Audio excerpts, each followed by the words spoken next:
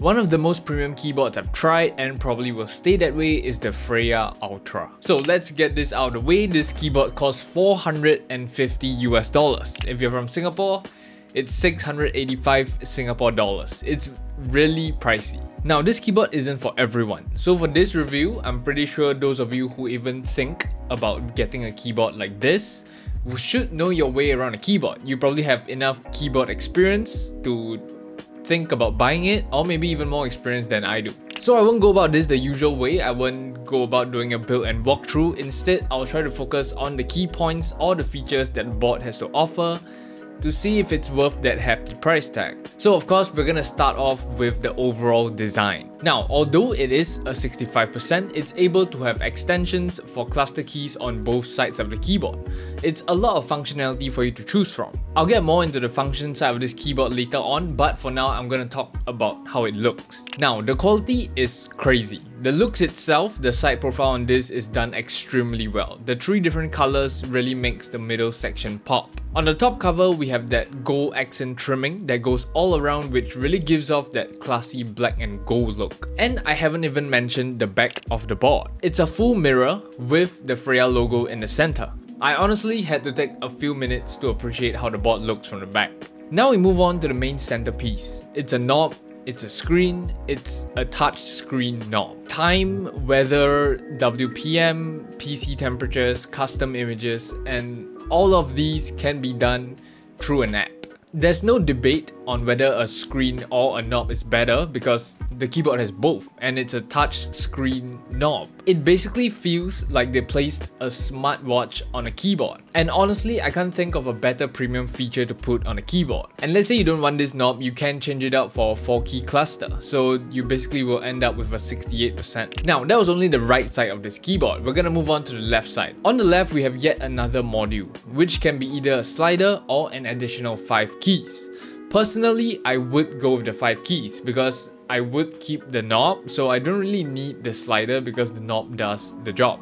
In terms of form and function, it has everything to offer. You can have a slider and a knob and a screen at the same time, or in total, you could have an additional 9 keys. And that's all for you to decide based on your own preference. But for now, we're gonna move on to the internals. Starting with the mounting, it uses a spring mount, which provides for a good amount of flex. It's a good balance between flex and stability. As for our plate, we have a hybrid plate. It's basically a half plate, but the alphas are of a different material, which is really cool. So because I have a polycarbonate inner plate, I get a softer and nicer typing experience on my alphas, while the outer area maintains that stability from the aluminum plate. And with this sort of a hybrid plate, the possibilities with what they can create in terms of how it feels is pretty much endless. On our plate, we do have to install silicone bumpers for plate stability. It's good dampening, especially since we are using spring mount. For our PCB, we have a pretty standard PCB, hot swap sockets, per key RGB and VIA support. Now, for foam, we have the usual PCB, plate, and PE foam. But I learned from keyboard that actually spring-mounted keyboards have an inherent anti-ping and hollowness property. He's the GOAT. I'm not roasting him or anything, I just learned a lot of stuff from him. So the foam they provide isn't here to get rid of a hollow sound or get rid of a pingy sound. It's more so for you to shape how you want your keyboard to sound. And since we're on the topic of that, how does the keyboard sound? Now for this board, I will not be touching any PE foam. I'm sorry if you're a PE foam enjoyer. I myself am a PE foam enjoyer as well. But when it comes to keyboards like this, it's made more for the enthusiast level of keyboards, and they normally do prefer a classic clacky sound profile. So I'm gonna start off by showing it off with the plate and PCB foam both installed with a bunch of switches.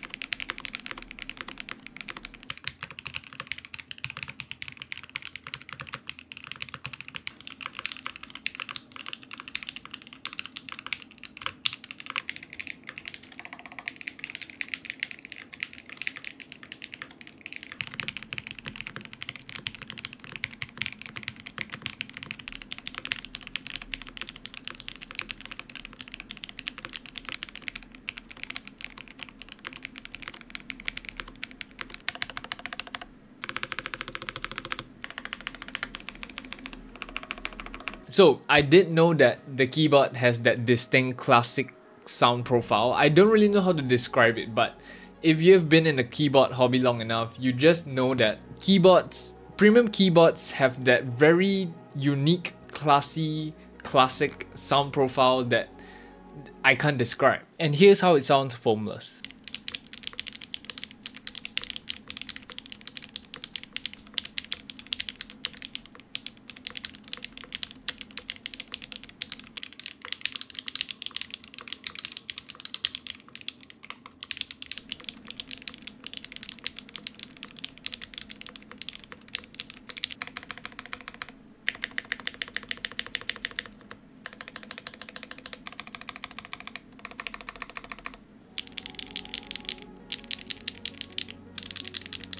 Now for the foamless option, it does give off a more clacky sound profile, which we would expect.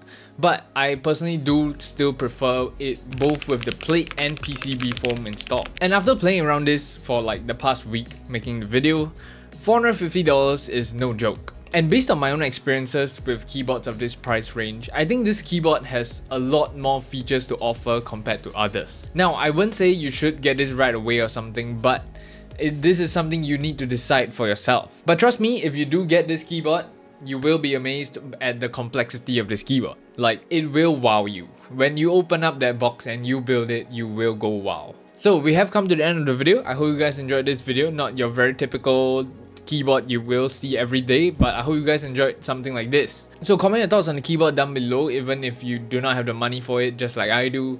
Just let me know what you think of the keyboard. Is it something you would even consider even if you had money? Just let me know. But aside from that, like this video if you enjoyed this video, subscribe if you enjoy my content, and I'll see you guys in the next one. Peace.